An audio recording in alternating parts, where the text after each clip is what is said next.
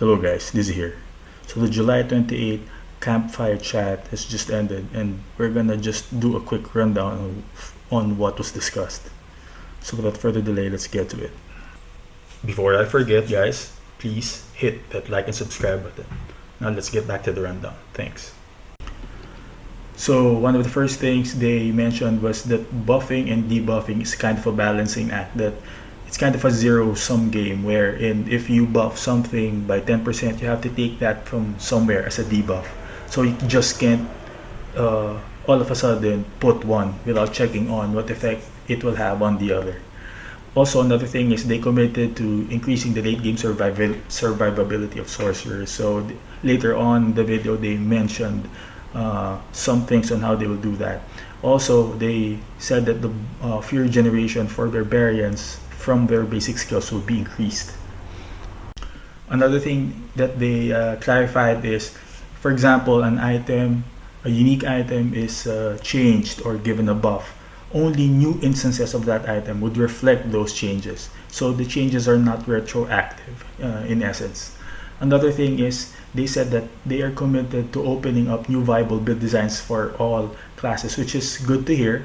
It's good to be reassured of that because, as always, that should be the end goal of a good game, of a good ARPG game. Another one is they said that they cautioned us and reminded us that a certain buff may look small if you just look at the face value of its number or of the percentage that it's printed, but we must consider its interactions with other elements of the game, like other buffs or other stats, because that small buff can quickly balloon and quickly go up. So not just look at it and its face value, but consider it in its entirety as it interacts with all elements of the game.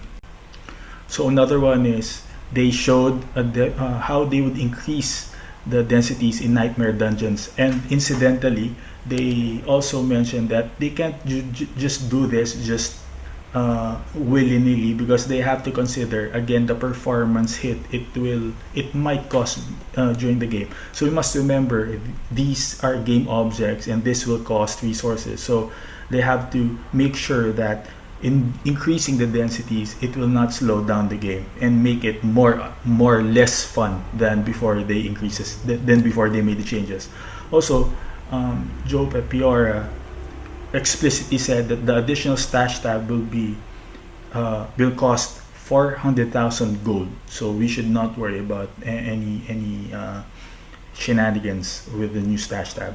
Also, he reiterated that, as always, their main intent is to not slow down the game. Any changes they make does not have the intention of slowing down the game.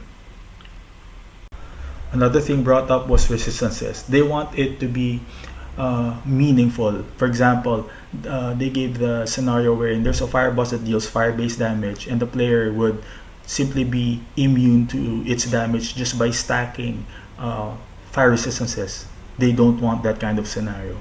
But at the same time, they want the resistances to be impactful but have a unique impact. They don't want it to appear in such a way wherein resistances is a staple and fixed on each build.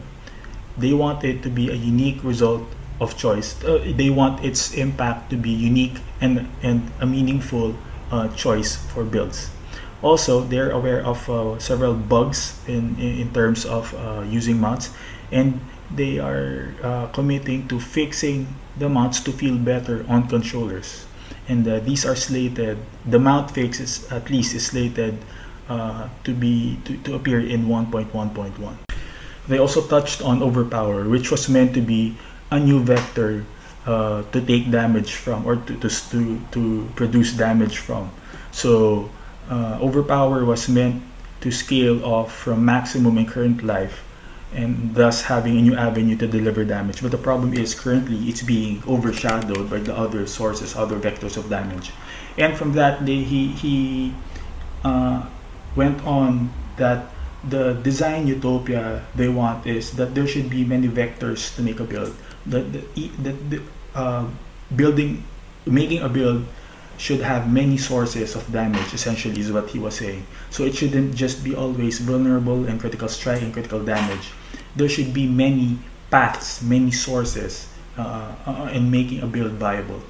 And then finally, they reiterated that the patch notes would be released on August 3 and that the patch itself would be released on August 8. I will also be posting the class balance changes that they showed earlier, and so feel free to just browse them at your own time, and I will also be posting the timestamps that you can use to get to them.